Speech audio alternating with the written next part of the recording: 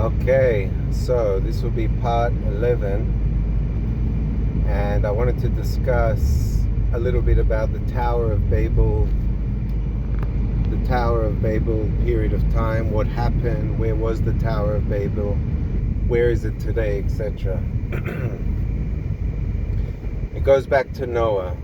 After the flood, he landed on the mountains of Ararat, which we spoke about in the article, Where is Shem?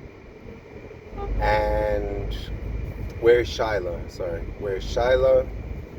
And we established that Ararat refers to Gerizim and Ebal, the gateway to Shiloh, the gateway to God's house. And today it's in Meron, the city of Meron, where the Rashbi is buried, and the Shammai tomb would be Gerizim and Meron would be Ebal. Okay. So the Ark of Noah landed on top of those two mountains.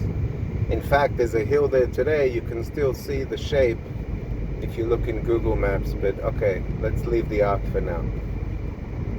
So after the flood, they landed in the Galilee and they traveled east to a valley. And that's where they built the Tower of Babel. So, it is my theory that before there was the Sea of Galilee, remember we spoke about that the Sea of Galilee was only made into a sea after the destruction of Sodom and Gomorrah. Before Sodom and Gomorrah was destroyed, it was a river like the Garden of Eden. In other words, the Jordan River would flow through that area and drain into the Dead Sea. So the Tower of Babel was established in that area around inside the Sea of Galilee, okay? And basically the tribe of Shem originally was given the land of Israel, originally. I mean, I'm talking about after the flood, the tribe of Shem was given the land of Israel, Ham was given Egypt, and Japhet was given basically from Iraq northwards, let's say, okay? So, because of the Tower of Babel's sin, it was a type of idolatry, what was happening there. They were worshipping other gods, okay? They were not following the ways of Noah.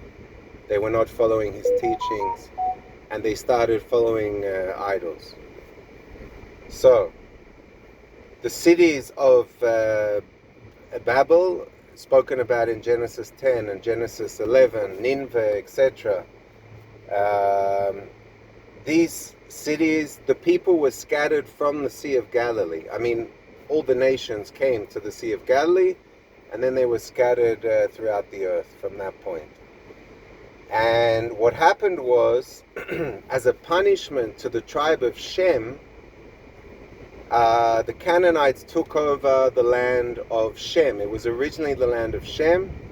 The Canaanites came from the tribe of Ham, and they took over the land of Canaan as a punishment because they fell into idolatry. Just like with Israel. Exactly the same with Israel. Israel falls into idolatry. The Romans or the Babylonians come and take over as a punishment. That's exactly the story with Shem. However, Shem himself, the man Shem, he was a priest. He was Melchizedek. He was the priest of God at Shiloh, called Shalem in those days. And eventually the land was promised to Abraham, who's also from Shem, but not all of Shem was promised the land of Israel, specifically Abraham, Isaac, Jacob. Okay. So the Tower of Babel in the Sea of Galilee, and by the way, the archaeologists have found stone structures under the Sea of Galilee. This is not so far-fetched. It's actually very possible.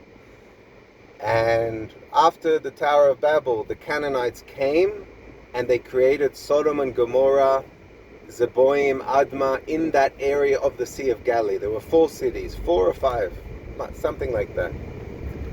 And we know the story with Sodom and Gomorrah. We know what happened. So that's basically the Tower of Babel and Sodom and Gomorrah are connected with the Sea of Galilee. That's what I wanted to bring up and talk about Shem the fact that originally Shem was given the land, and then the Canaanites took over, and eventually it was given to Abraham. Okay.